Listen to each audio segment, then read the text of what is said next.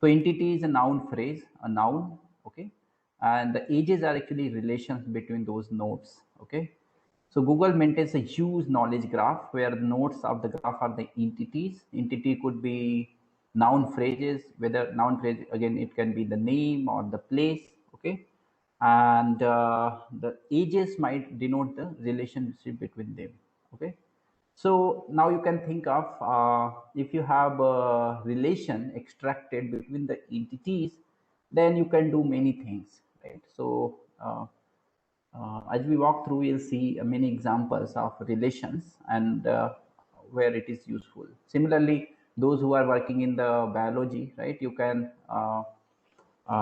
extract relation from biological papers where you want to understand what is the effect of certain medicines on a particular disease, right? So given a research paper on, let's say, let us talk about coronal effect on COVID, right?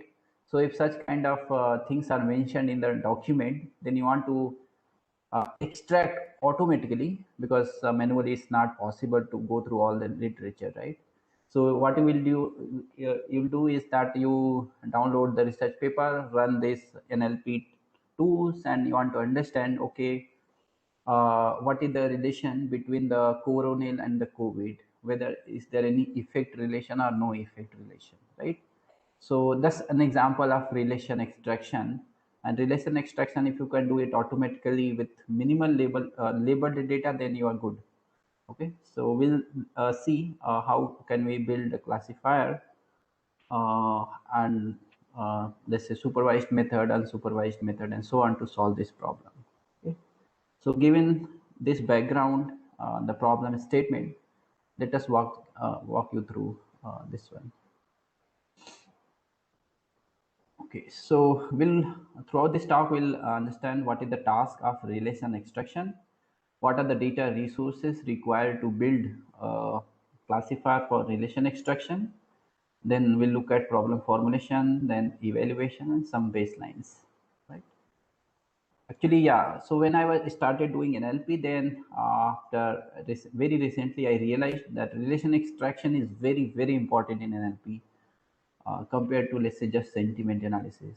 So once you have extracted the relation, it might be helpful in doing other tasks in NLP, such as machine translation or semantic role labeling, or maybe sentiment analysis, emotion recognition, and so on.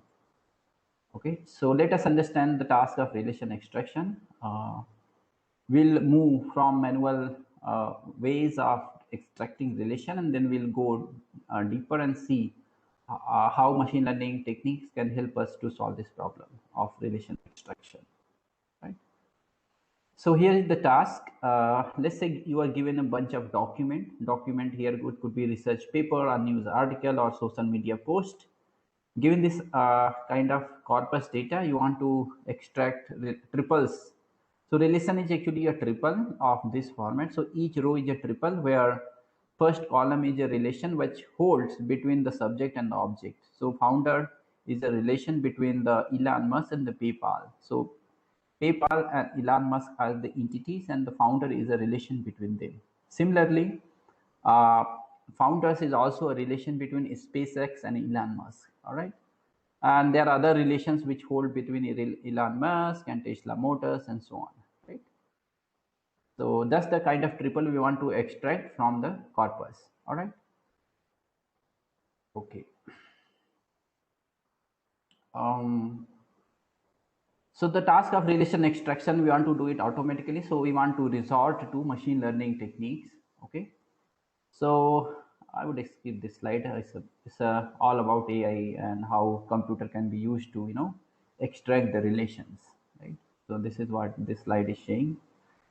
So it has lots of application, as I mentioned. For example, here you can see that it finds application in intelligent assistant. So if you want to understand a music track is composed by a particular artist, right? So you can organize your songs according to these triples, right? The Love Train is a hit single by the OJs, right? Written by Kenny. So you can see that this is a entity, OJ is another entity, and relation would be uh, maybe written by or composed by, right? So this can be used to build playlist where you want to organize that I want to play all the songs composed by this particular artist, right? Similarly, you want to see all the movies which is steered by, let's say, Gal Gadot, okay, right?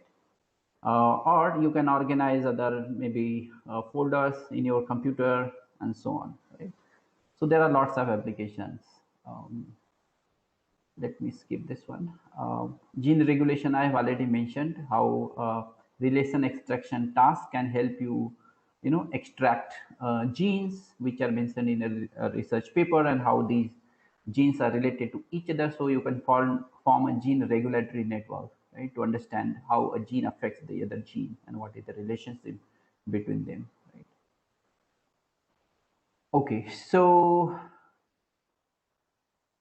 having understood the problem, let's say somebody gave you the corpus or the data set, you collected bunch of news article. Now you want to automatically extract, these relations automatically, right? So if you see, for example, let's say you have written rules to extract the relations. So these are the three rules. Let's say you have written X is the founder of Y. So you can run your regular expression regex, right? For example, in Python, you can write regular expressions which will extract this kind of relation. X is the founder of Y. For example, if you replace X with Elon Musk and Y with SpaceX, so your regex will extract this relation. Elon Musk is the founder of SpaceX. Fine. Similarly, if you write a rule like this, then you will extract relations of this kind. Elon Musk was founded SpaceX. Who founded, right? But this kind of manually writing rules is not scalable. The reason is that if I slightly change one character maybe, then this rule is not going to match the sentence, right? For example, here if you look at this sentence, the same relation holds between Elon Musk and the SpaceX, the founder relation, but these are the rules which you have written, they are not going to match with this sentence, right? Can you see that none of these rules is matching? So you'll miss these kind of sentences. That means there are false negative, yeah, so you are missing, right? So you are missing the true pattern, so your precision will go down, right? Yes, so this is the problem. That means regex is not a scalable solution. So anyone has any idea what we can do to solve this problem? Let me get some ideas from the audience. Okay, so I hope the problem is clear, what we want to do. And let's say you want to solve this problem, and now you don't have any prior experience, so let us get some ideas. What will you do as a data scientist? Anyone? Throw your ideas, So even if we it's can a idea. divide the Yeah. sentence into two parts by the word founded and then search for the two entities that are required in the two sentences. Okay. So you are saying that you will search for sentences containing the founded, right? Word. Yes. Okay. I see. Then how would you identify the entities? There could be multiple entities in a sentence, right? So based on their occurrences, the number of time they occur. Uh-huh.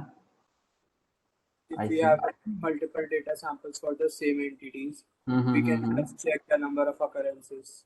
Okay. So you're going to go build a frequency-based method where you want to extract the triples, right? Anyone else has any other ideas?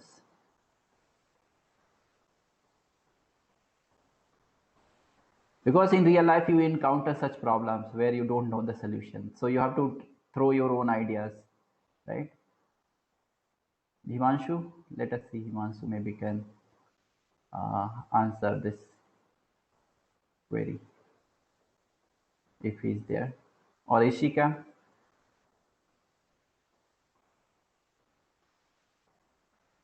Need not, worry even if the idea you think is crap, that's fine. Okay, but sometimes even the, you know, uh, you start with a naive approach and you go with advanced solution, right? So naive approach is fine. So naive approach was, I think, writing, rules, regex rules, and then trying to do stuff, right? So can you solve this problem using supervised learning? Because you have seen like supervised learning, unsupervised learning, reinforcement learning. You have been exposed to such kind of techniques, right? Do you think here can we use supervised learning method? Anyone? In order to build a supervised classifier, what we will need?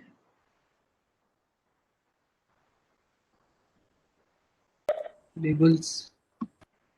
Yeah, Manas says we'll need labels, right? So very good. What would be the features? The x1, x2, x3, the feature vector, right? We need that as well, right? To build a supervised classifier. Yes. Okay. Yeah. Yeah. So yeah, we can actually try doing some supervised learning here.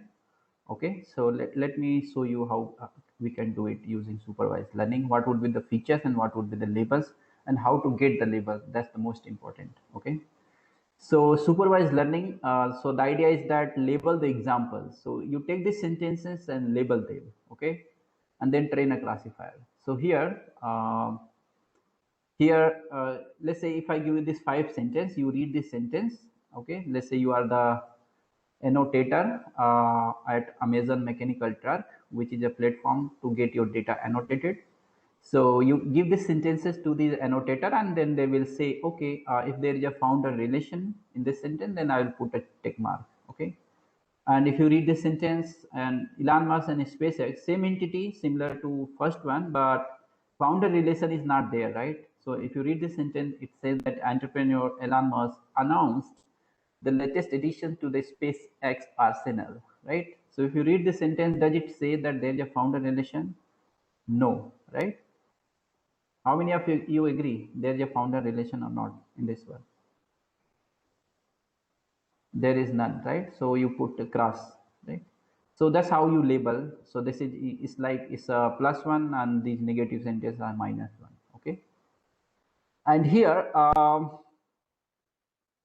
I think these numbers are saying the degree, how much, because in a sentence when these annotated label the sentence, there you can also associate the degree of the relationship. For example, in the first sentence the founder relation might hold with this much strength. Okay, but because this is very subjective thing, some people might also say, based on their background knowledge, okay, Elon Musk is the founder of, let's say, SpaceX. They might also label this as a positive sentence if they don't know, they don't understand the sentence completely, right? So these numbers tell you, I guess, positive, negative. They are saying the strength of the uh, relation.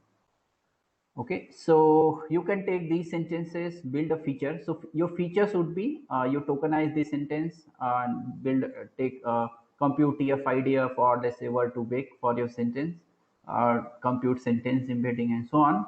So that's your feature vector X, and the label Y is coming from here. Okay, now you have your training data. You can split into train and test set, and then you can train any favorite classifier as VM, neural network, decision tree, whatever you like, right? You can get some accuracy. That's fine. However, there's a catch here. The catch is that you need to read the entire corpus and label it with if there is a relation or there is no relation. So it's expensive. Okay, getting the data annotated in real life, you get unlabeled data. Okay, so whenever you, let's say, join a company tomorrow, so the client, the data they give you is most of the time unlabeled. Okay, unless you are using benchmark data set. So here the problem is that getting all your sentences labeled with relation or no relation is expensive. So what to do? right? So anyone has any idea if you can't annotate all the data, what to do?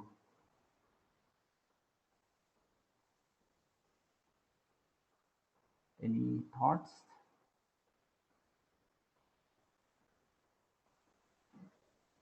When we don't have lots of labeled data, what are the solution approaches we can use?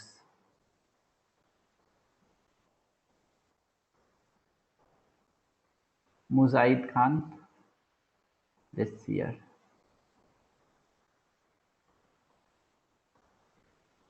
Manshi, people are silent, very bad. Guys, throw some ideas so that we can Regression, talk about. Yeah, for regression, we can. Nancy is saying regression might help. Why do you think regression can help?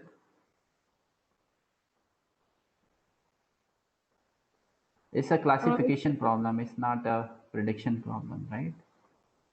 yes, sir. Then how can regression help here?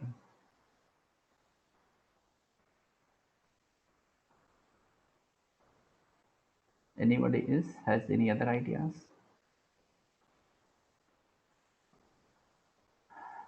Okay, nobody. So if you already know the answer, then you won't be attending this talk, right? So let's see how can we solve this problem, right? When you don't have lots of label data, right? So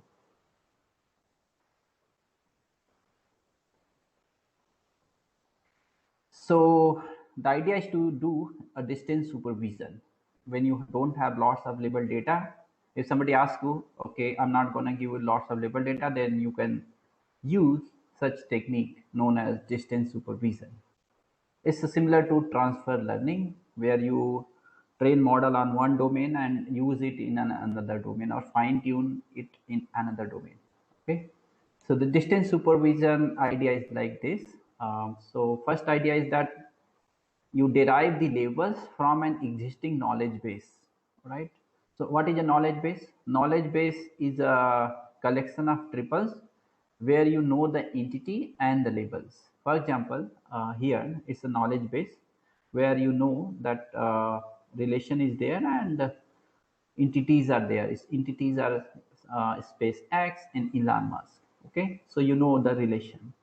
So this is a knowledge base that somebody has already curated in one domain. Okay, so this is what we want to make use of.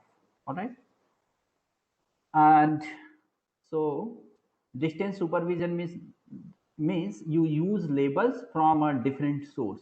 That's what this is saying. Distance supervision means you use labels from a different source. All right, and you also assume sentences with related entities are positive examples. For example, um, if a sentence in my corpus, so these are the sentences in my corpus that I want to get labels for. Okay, so if I read first sentence and see if the two entities are present, for example, Elon Musk and SpaceX, I will search these entities in my KB, and if I can find these entities, and then I will mark as a positive example, or there is a relation. So Elon Musk and SpaceX are there. So there is a relation founder. So I'll say tick mark. Okay, right tick mark. And if you similarly there is Elon Musk and SpaceX, so you again set right tick mark. But if you look at this one, Elon Musk and Apple, we search for these entity pair in our KB, and if there is no such entity pair, then we say there is no relation or negative example. Can you see that way we are doing the stuff here? Yes, very simple approach. Sir. Yeah. So we are making use of a knowledge base to annotate our sentences in the corpus. Fine. So in this way, you can label all your examples in the training set, practically free. Okay. However, now let me ask this question: what is the downside of this approach? What will happen if you label all the sentences in this way? There may be some example in which there is a collection of the relations that are in the knowledge base and it may be annotated as correct. Mm-hmm. So, which is actually not correct. So it may cause problems. Mm-hmm. Yeah.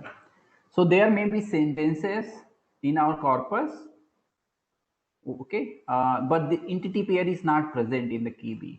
Okay, so we say that knowledge base is not complete. So in machine learning, on NLP or information retrieval, there is a whole field that we call knowledge base completion, KB completion, in which we try to fill all the possible entities pair in the domain. Okay, so there may be entity pair which is here and there is a relation, but that entity is not present in KB. Then that's bad. Okay. So, and there could be vice versa also, right? And there is a, for example, entity pair, but there is no sentence. So you're not going to use that, but that's fine, right? Okay. So yeah, distance supervision is a powerful idea, but it has two limitations. For example, not all sentences with related entities are truly positive. Okay. For example, this sentence, that entity pair is present, Elon Musk and SpaceX, this entity is present here, then you will say quickly go ahead and label is positive. Okay. But if you read the sentence, does it indicate that there is a founder relation? Right? Read the sentence and tell me if there is a founder relation. Is there? No, sir. Entrepreneur Elon Musk announced, right? There is no founder relation, so that's bad. So you are labeling this sentence in a wrong way. Yes, so that's a bad idea. So what is happening here is that you are adding the noise. Okay, but as you will see that the benefit of more data how? Because you are labeling all the sentences, right? So the benefit of more data outweighs the harm of the noisier data, right? So this is actually noise, but such kind of noise you can expect they are very less, maybe 1% or less. Okay, so you can safely assume that the noise is very less and you are getting more training data, so fine. Second problem here is need an existing KB to start from. So you can't start from scratch. So if you don't have a KB in your domain, then you can't do this thing. All right. So that's another limitation because not all domains have their KB, right? Okay, so having understood the task of relation extraction, let's see what are the data sources where we can hinge upon our solution, and then we'll see solution approach. Okay. So the data resources that we are going to leverage, first one is the corpus and second one is the knowledge base. Okay. We have already seen both of them. The idea is that to connect these two together. Okay. So let's see what is our corpus. So we need a corpus of sentences, each containing a pair of entities. So this is a corpus, right? You can think of one sentence is one corpus, and this corpus of sentence has a entity pair, and this entity pair have been annotated using a knowledge base. Can you see that Elon Musk, PayPal? Okay, there is these two entity pair, and the relation is founder. Okay, and the idea is that the way these entities have been related using this KB, they must be unambiguous. Okay, they should not be ambiguous. So actually, ambiguity is a big problem in NLP because same word can mean different things, right? For example, New York, if there is a word New York, so New York can mean New York State or New York City. Similarly, there's a bank, right? So bank might refer to the river bank or financial entity, right? So we assume that this kind of thing has been resolved and there is no ambiguity in the knowledge base. Otherwise, you would be in a problem. Okay. So yeah. So the Wikilink corpus is a huge corpus collected by Google's, and this corpus contains the entities, million entities, 3 million, I guess, 3 million entities are there, collected by crawling 10 million web pages from Wikipedia. Okay. So Google has lots of data. So the nowadays, in our olden time, right, we had our Stone Age, and then I guess which other age was there, right? After that, maybe coal age was there. After that, we have 21st and 22nd century the data age. Okay, so the more data you have, the more powerful you are. Okay, so yeah. So the way the corpus, so in order to, so this talk is more focused toward how to do actually relation extraction. So let us go in, do deeper and see the code actually how it is done. So maybe I'll share this one also at the end of the workshop. So we have this corpus class which is there. Okay, so the code I will share, there is a corpus class. So it has actually all this corpus data, right? So in this corpus, we have these sentences. So total in our corpus, there are around 300,000 sentences or examples, right? And if you look at one of the example, you have these entities. Okay, so first entity is New Mexico, second entity is Arizona, and there is a left. Left means all the words which appear to the left of the first entity. Okay, so this actually this is a whole your sentence or paragraph, and you have just split into which is the first entity, which is the second entity, what appears on the left side of the first entity, what appears in the middle of the two entities, and so on, right? So this is just a split of your sentence. All right. Entities were made manually in this example. No. This data corpus has been compiled, and they have been marked. This is entity one. This is entity two. Okay. So otherwise, if you don't have entities already marked, you can run named entity recognition (NER). There's a tool available in a Scikit or NLTK. You can use, or Stanford NER. You can run to extract these entities. Okay. Yeah. So entity are very important in NLP, right? So entities are basically a noun phrases you can think of. So yeah. So if you look at the corpus example class, okay, so you will see that first entity is basically referring, for example, if an entity is named like this, New Mexico, here, can you see New Mexico, new underscore Mexico? This basically comes from the URL of a Wikipedia page for New Mexico, right? So if you open New Mexico web page, Wikipedia, then the last string in that URL is basically first entity, okay?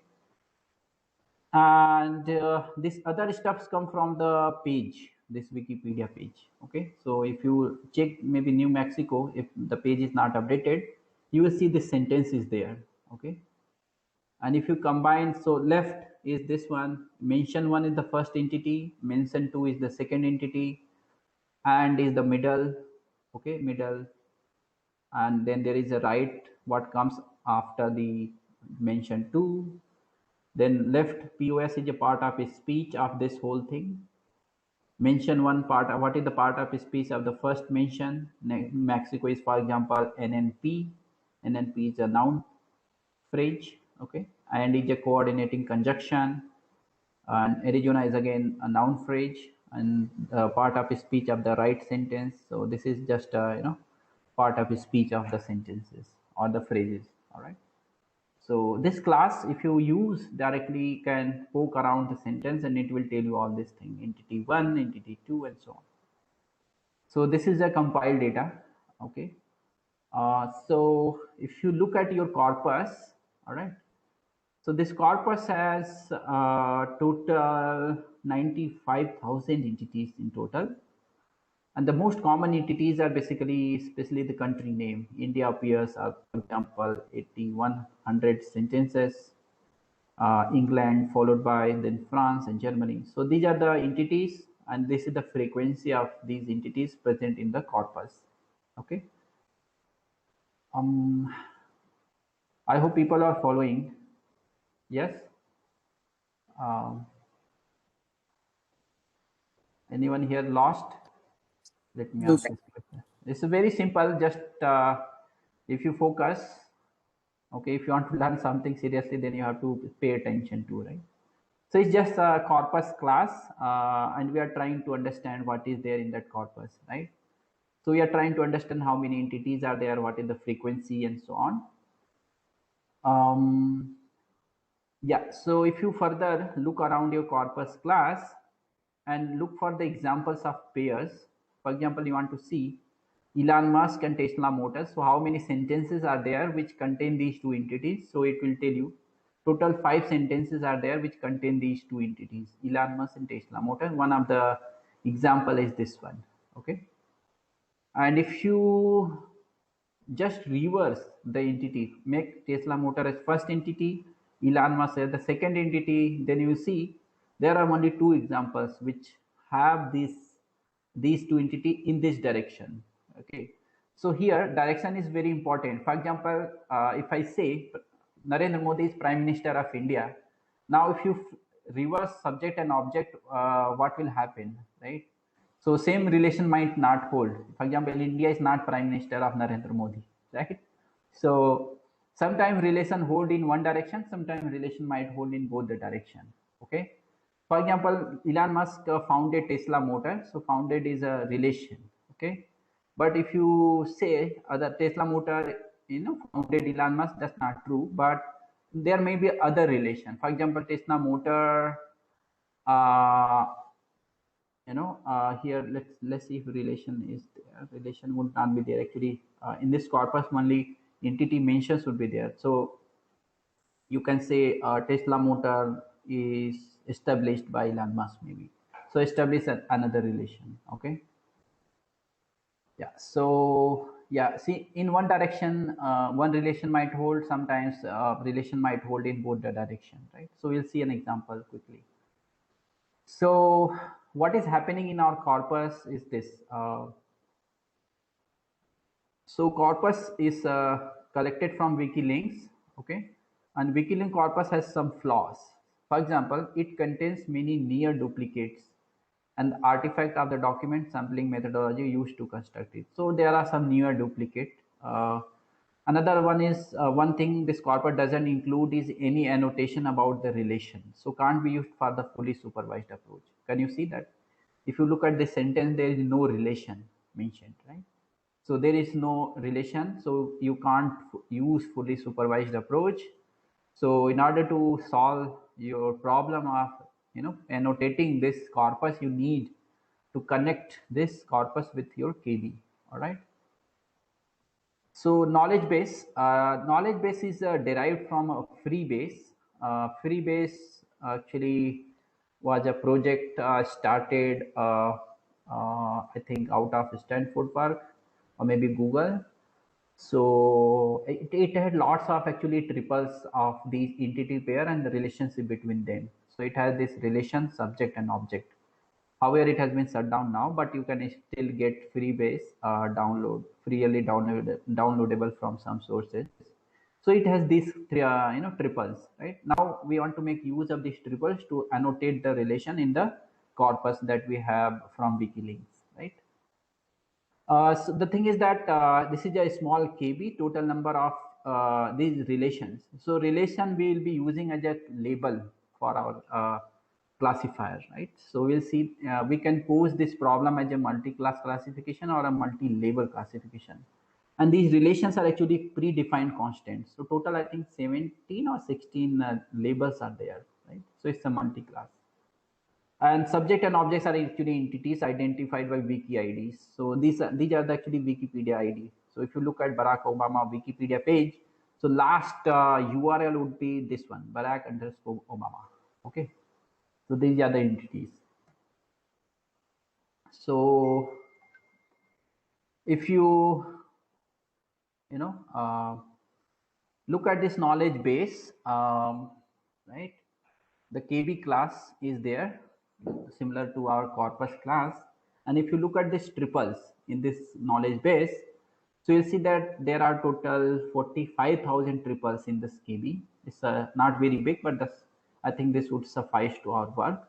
And if you look at one of the triples which is there in this knowledge base, this triple is this one. For example, Brickfield, first subject object is Kuala Lumpur Central Railway Station. So Brickfield contains this railway station. Okay, so these are the two entities, and then contains is a relation between these two entities. All right. So if you, yeah, so total number of relation in our knowledge base is 16. That's fine. Not really large classification problem. So doesn't even know how many classes are there in ImageNet. Those who have used ImageNet dataset.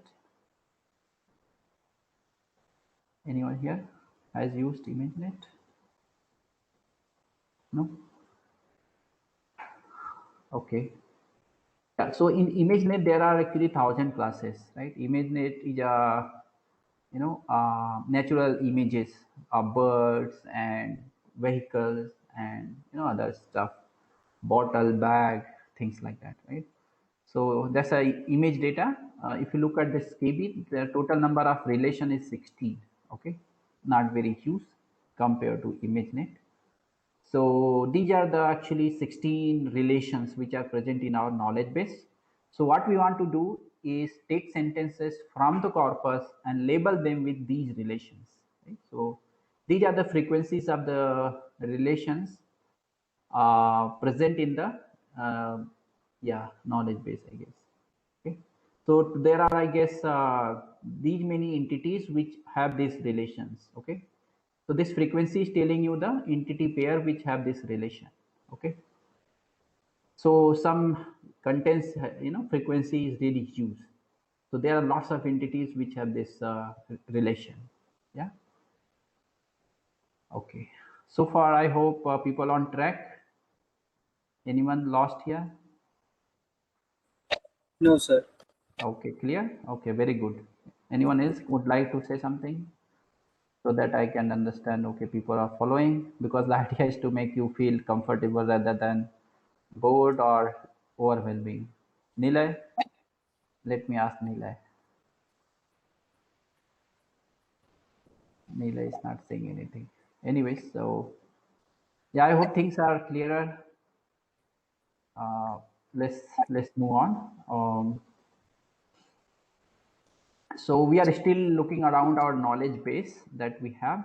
Okay, so if you try to find all relations, so here we are printing, but let's say I want to understand which two entities have this relation adjoins, right? So you see that France and Spain are, they are adjoining countries, so adjoint relation is there. Similarly, Uncle Silas and Saradin Lee Fanu has this relation author. So it's maybe it's one of this is author, other one is the book. So you can see some of these relations are actually bidirectional, right? So if France is adjoining Spain with this relation, you can also flip it. So you can say, okay, Spain is adjoining the France. So same relation might hold in both the direction, but in other cases, for example, in this case, this relation will hold only in one direction, right? So that's the thing. Okay, so that's the idea. So further looking and digging our knowledge base, we are doing data exploration. It's always good idea to go through your data, try to understand it as many times as possible, right? So this is what we are doing. We are exploring our knowledge base, looking at how many entities are there, how many relations are there. Okay, so if you see, yeah. So here in this case, France and Germany have this adjoint relation, and if you just flip Germany with France, then same relation holds, right? So relation is symmetric, but in other case, the different relation might hold. For example, Tesla Motor, Elon Musk, in this direction, the founder relation is there. But if you change first entity with second one and so on, then worked at relation is coming, right? So relation is changed now.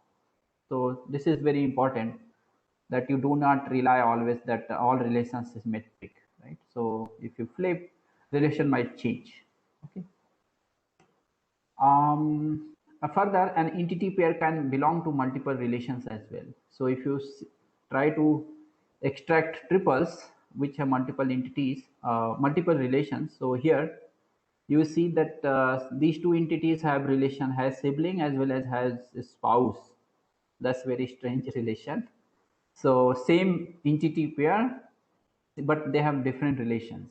Okay, so it's a multi-relation triple. All right. So such kind of these are called data nuances.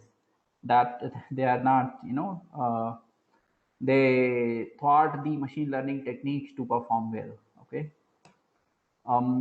Yeah, so if you further explore your data, then you will see, uh, yeah, total number of entities present in the KB is 40,000 around, and the most common entities are like country names. Okay, so it's very simple. Let us, how much time we have? We have still good amount of time, I guess. 15-25 minutes. Good, we have time. I'll not skip very fast. So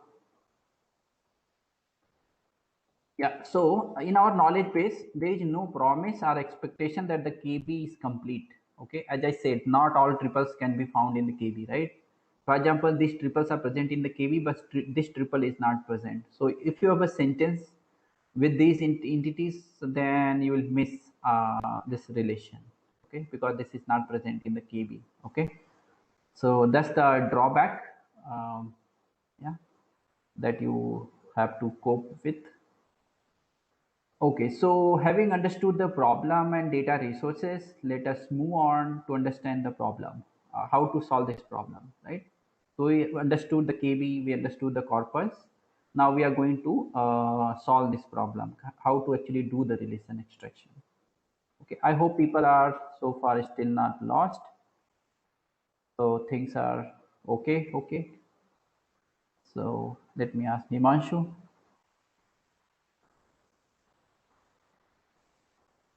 Anyone would like to say something? So Nilan. it's things are okay. Nilansu is getting, yeah, he's still awake. Maybe others are lost.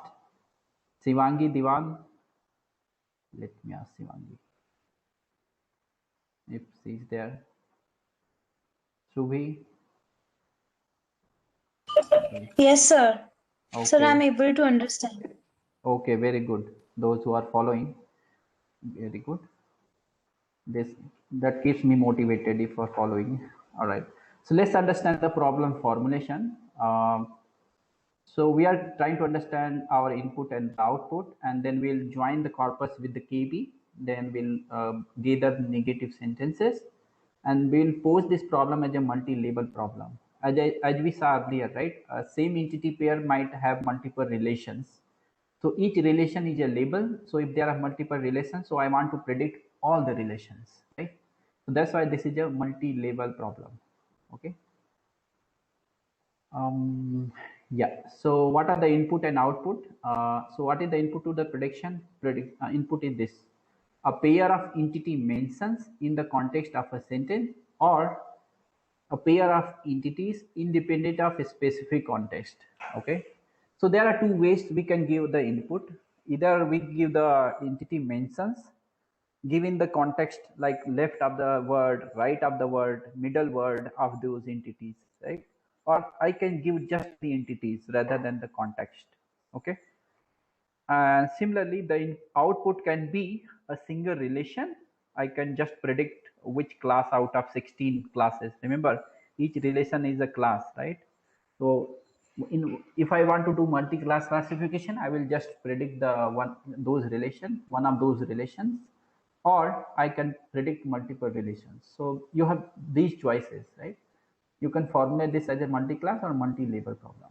Very simple. I hope this is clear. Let us move on.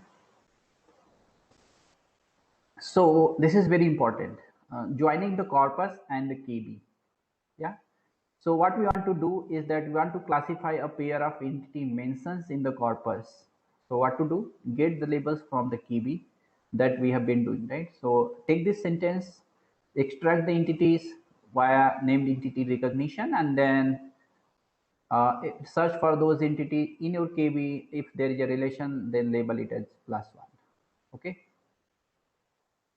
And if you want to classify a pair of entities for the KB, so this is what is happening. Can you see? Both the things are we are doing things in both the direction. So if I want to classify a pair of entity mentions in the corpus, so read these two sentences very carefully. Here it is saying corpus. So I am looking at sentence from the corpus, extract the entity, look for them in the KB, see if there is a relation. If yes, then put a tick mark. Okay. So we want to help our KB as well, because KB is not complete. It doesn't contain all triples, right? So if I want to classify a pair of entities for the KB, let's say if I have these two entities, I want to know the relation, what to do, right? So I want to classify these two entity pair for this KB. So get features from the corpus. So remember these other words, left, middle, and right, they can be used as a feature for this entity pair, right? So you can use the sentence in the corpus to build a feature, right? I guess these are the frequencies of these word: addition appearing 1, the is appearing 2. Okay, so these are the frequency. You take these three sentences and build a feature vector. So here feature vector is just a frequency. You take individual word and count the frequency. That's it, right? So that's how KB and corpus, they are helping each other. Okay, so this is an intelligent way to connect these corpus and KB, right? I hope this slide was not very confusing. Let me know if it was before I move on.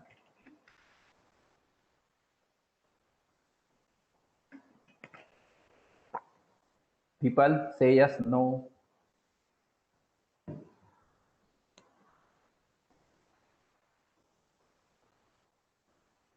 Okay, looks like people are lost now. Okay, don't worry. You can always go through the slide or the video. Okay. So here we are going to join the corpus and the KB. So if you do that,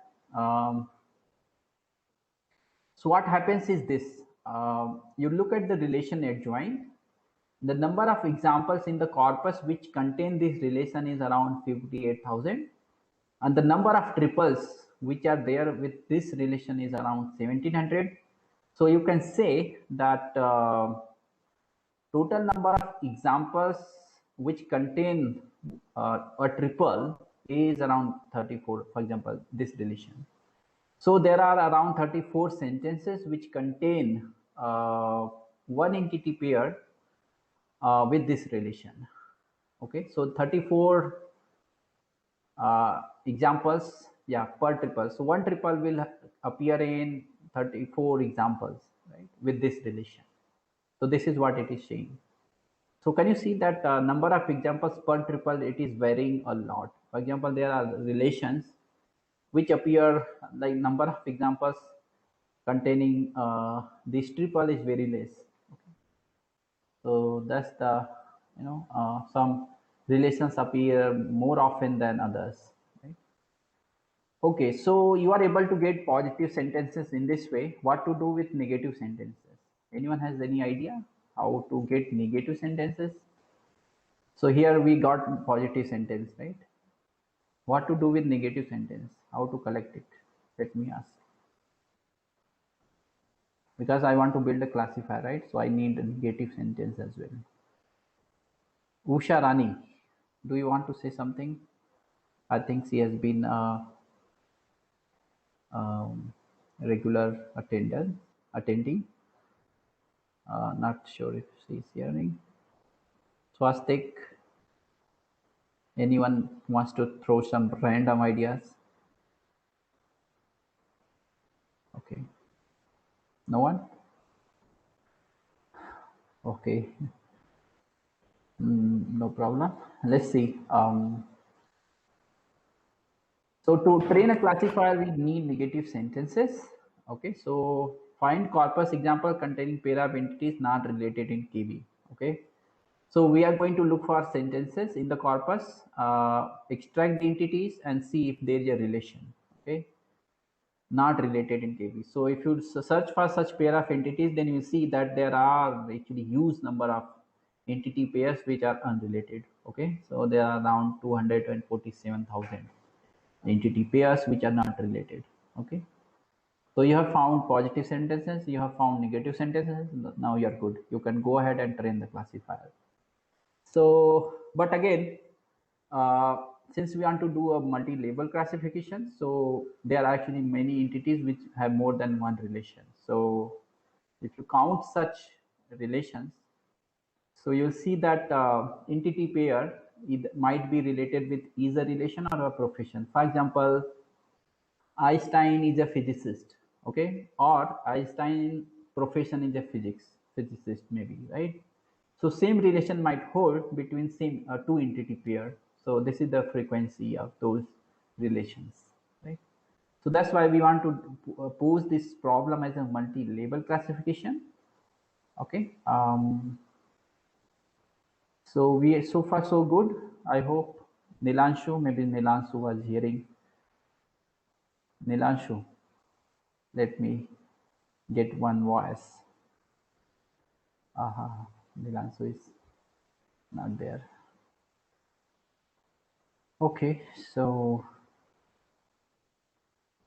we have these relations. So we want to do a multi-label classification. Let's see. So there are many ways to do a multi-label classification. One of the approach is binary relevance method, in which we do a pairwise classification. So I want to predict n labels, let's say. For example, these two entities have these three labels, right? So I will train one classifier for each label. So for this label, I will train one classifier. For this label, I will train another classifier. For this label, I will train another classifier. Okay. So this is known as a binary relevance approach for doing multi-label classification. Okay. You train individual classifier for each label. However, there is an issue that it fails to exploit correlation between labels. So sometimes these labels are correlated, but you train independent classifier for each label, then this not gonna work. Okay. The advantage is that it's a simple. Okay. Everybody likes simple approach. You can do it, but you might not achieve as good accuracy in case if you exploit the correlation between the labels. All right. So binary classification of KB triples. So input is an entity pair and a candidate relation. So I want to output whether the relation holds between the entity pair or not. So it becomes a binary classification problem. So given these three things, triples, two entities and one relation, I want to ask my classifier, can you predict if there is a relation or not? Okay. So I'm not actually outputting, actual relation, but I'm just asking whether there is a relation between the two entities or not. Okay, so this problem is slightly different. All right. Yeah. So let us go to the evaluation. So evaluation has this test-driven development, split the data, calculate the precision and recall, do F measure, macro averaging, and many other stuffs are there, right? So let us skip this part. How to split the data, I think you already know. Train, development, test. So this is how you split the data. Old KB, new KB. Let us skip this one. So in this corpus, the code that I will share with you, it has routines to split the data for you. So in this case, they had 4 split: a tiny, train, development, and all. So tiny is used to train a small model just to test whether your code is working, right? So before you actually optimize your code, first you need to build the code, right? So tiny data set is used to build the code. That's it. Training is done on this train set. Parameters are tuned on development set, and actual evaluation is done on, I guess, here. This, yeah, maybe you can go ahead and evaluate on all the data set. Okay, so I hope people are familiar with precision and recall matrices. Anyone here not familiar with this one? What is a precision? What is a recall? Yes? Sir, I'm not familiar. Sir, I'm not familiar. Oh, okay. Let me explain that then. Okay. So let us say I want to so this is an actual label. This is true and false, or positive. True is positive, F is negative. These are the predictions. Prediction can be true or false, right? You can think of this is your head, this is a tail, this is a head, this is tail. Okay, and a coin flip. So, and I want to build a classifier to predict what is going to come if I toss a coin, right? So if you look at this row, okay, T and T, this sales tell you that actual label was T and I also predicted T, okay.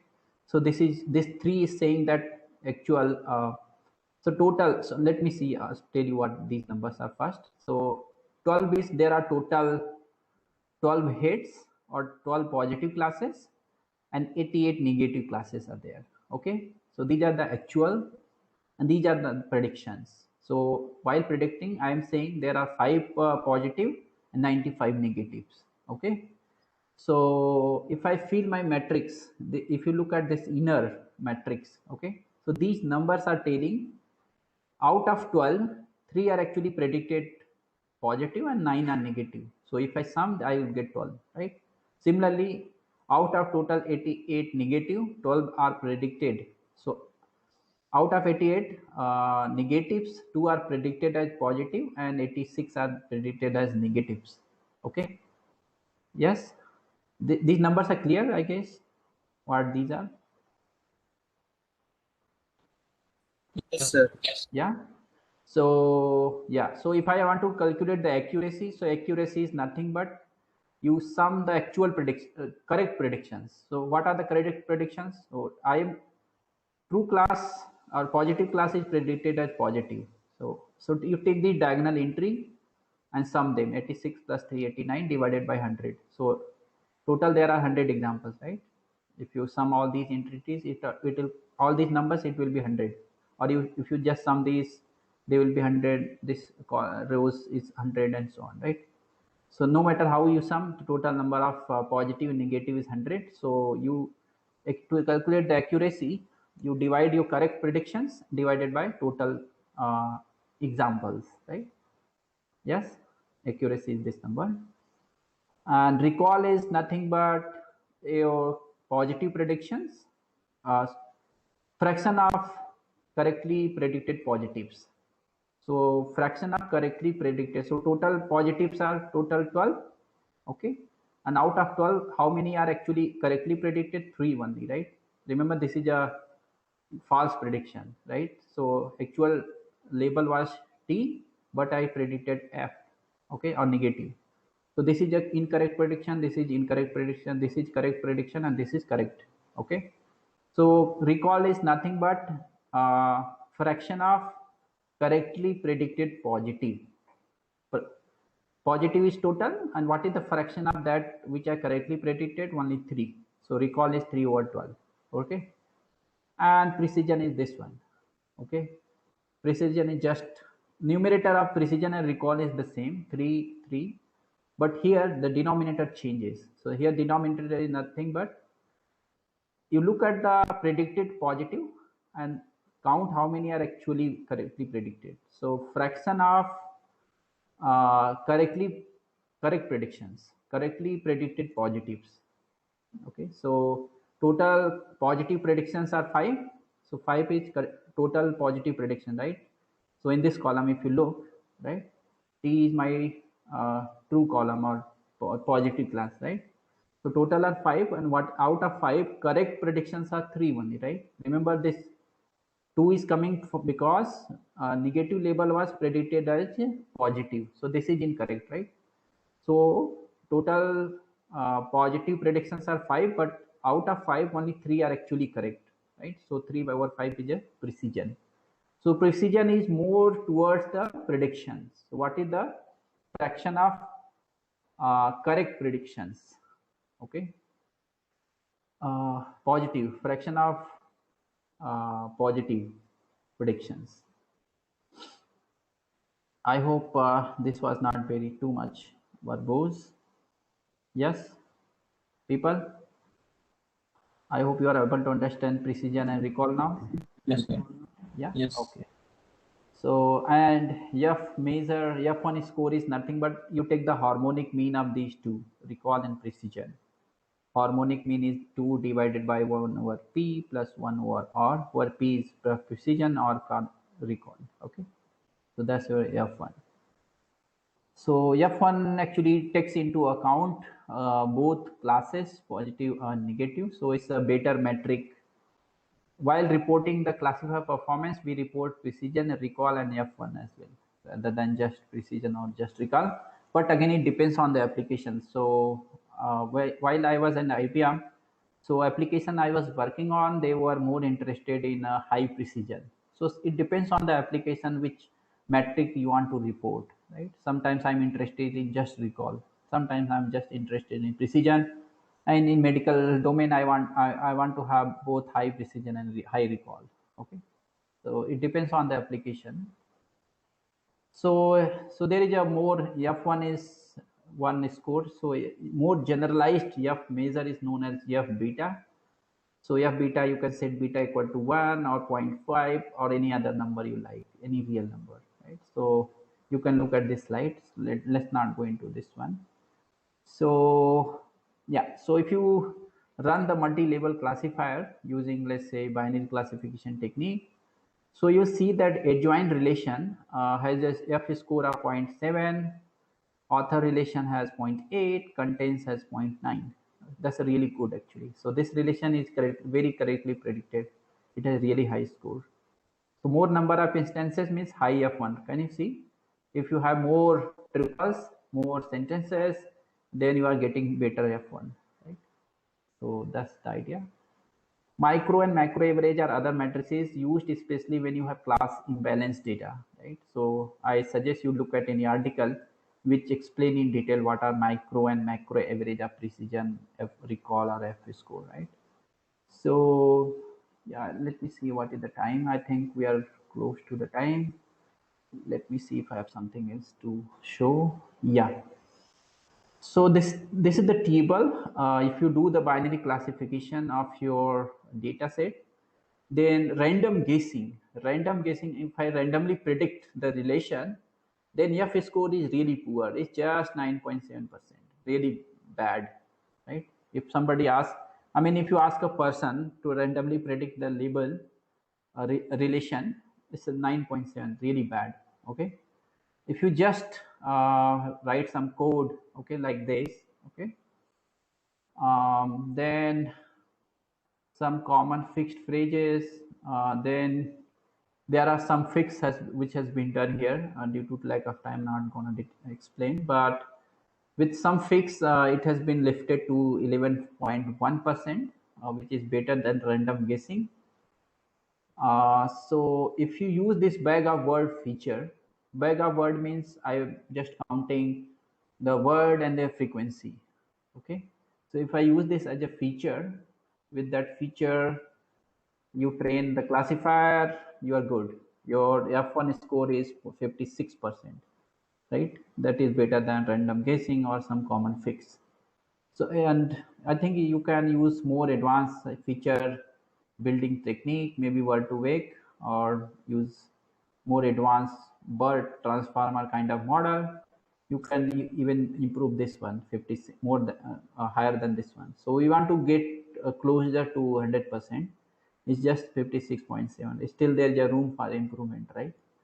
So yeah, so there are directions to explore, such as you can examine the trained models, discover the new relation instance, enhance the model, and so on, right? So I'll stop here, rather than boring you with lots of complicated stuff, right? So how many of you have slept in this time?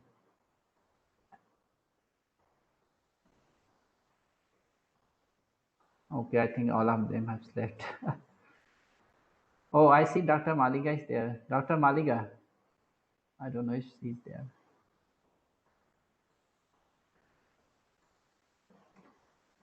Okay, so we are going to take a break for 15 minutes. We'll start at sharp 3:30. So I would encourage everyone to join next talk. That is more exciting, by Dr. Anupama from IBM Research. She will talk about her experience, and you can also ask if you want to go for internship or join IBM as a as an employee there. So you can talk to her, right? So with that, I will stop here and we'll meet at 3:30. Okay.